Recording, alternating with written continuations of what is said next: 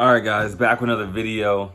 I got an interesting topic today. I just realized that Khabib Nurmagomedov is getting inducted into the UFC Hall of Fame at UFC 276 in July at the T-Mobile Arena. So I kind of wanted to talk about my thoughts on Khabib Nurmagomedov and him as the fighter, even him as a person, really. There is a lot of speculation. People call Khabib the GOAT, even some of the analysis, like John Anik and them, and they call him the greatest of all time. But is Khabib Nurmagomedov really the greatest of all time though? That's not like a loose term you just throw out there. Oh yeah, he's the GOAT, he's the greatest of all time. But it's my thoughts on Khabib is he is just a once in a generation talent of just superior grappling, superior control from mount, control from side control, the ability to strike and maintain the mount. You see, that is a crazy skill to have, because you have fighters who are really good at grappling and they can get to the mount, but there's a distinct difference between getting a mount position and being stuck in mount and not doing damage, and being on another fighter who gets mount position or gets to a side control, and when they get you there, they hold you in place and they elbow and strike your face off. That is what Khabib Nurmagomedov did. When Khabib took you to the ground, he got you up against that cage, or he tied up your legs with his legs, you were screwed. No, I mean, nobody got out of that. Nobody. You were going to get TKO'd, or you were going to get submitted. You look what he did with Edson Barbosa, the Kimura, the Americana arm lock. You look what he did to Justin Gaethje, triangle choke. You look what he did to Conor McGregor, rear naked choke. The list goes on, and the resume extends on and on. But does that make him the greatest ever, right? He never lost in the UFC, obviously, undefeated, incredible career. But does that make him the greatest ever? Because we cannot forget about John Bones Jones. Okay, the youngest UFC champion ever, John Bones Jones. We can't just, downplay John Jones as if he didn't go on 13 title defenses, something crazy John Jones had at light heavyweight. I mean, over a decade of fighting. I don't think people realize that in the sport of MMA, there's 1,000 ways to win, but there's 1,000 ways to lose. This is a very tough sport, and the saying goes that if you stick around long enough, you're going to lose, even if you are really good. And you look at George St. Pierre. When George St. Pierre lost to Matt Serra, it was like the world ended when that happened, on any given Sunday, or on any given fight night, something can happen and you can lose, right?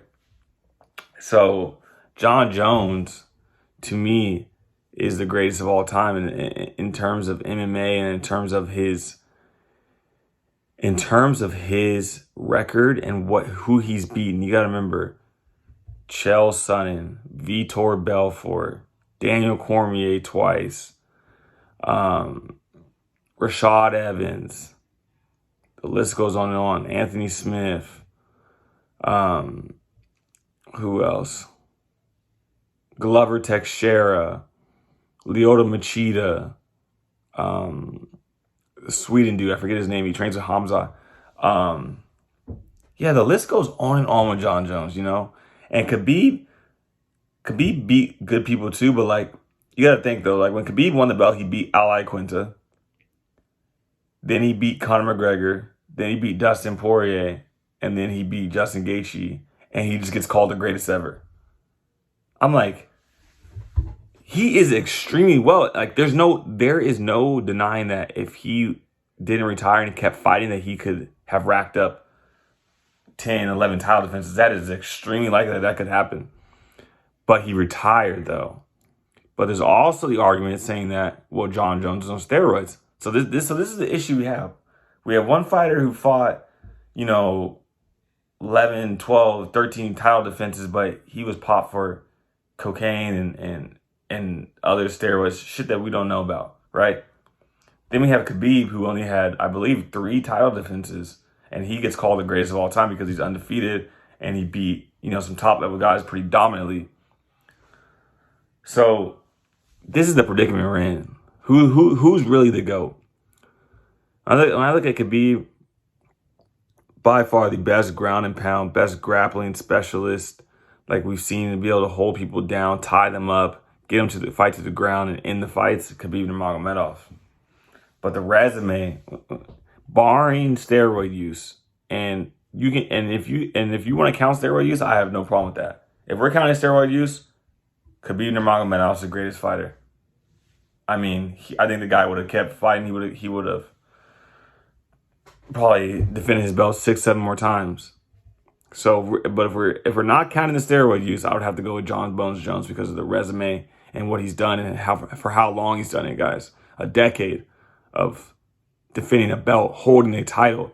How often do UFC champions hold a title now? Maybe a year, 2 years, 3 years at the most. You know, I think Usman and Adesanya are coming up on 3 years of holding a title. So, can they hold the title until 2030? That would be something to behold. Like that would be crazy. But you guys let me know, man, because I'm very open to different people's opinions and what everybody has to say about who they think really is the GOAT is and why. So just what I want to leave with this video is I think Khabib Nurmagomedov is the greatest of all time. If we're denying John Jones because of his steroid allegations, but if we're not denying John Jones of his steroid allegations, I'm taking John Jones as the greatest MMA fighter of all time. And I know a lot of people will argue with Conor McGregor great. No, I would say Conor McGregor, made the biggest impact on MMA in terms of viewership, in terms of fighter pay. But like I said, Khabib Nurmagomedov or John Jones. Make sure you guys like, comment, and subscribe. I'll be back again with another video. Let me know down in the comments, guys, who is the GOAT? Who is the greatest of all time? Let me know.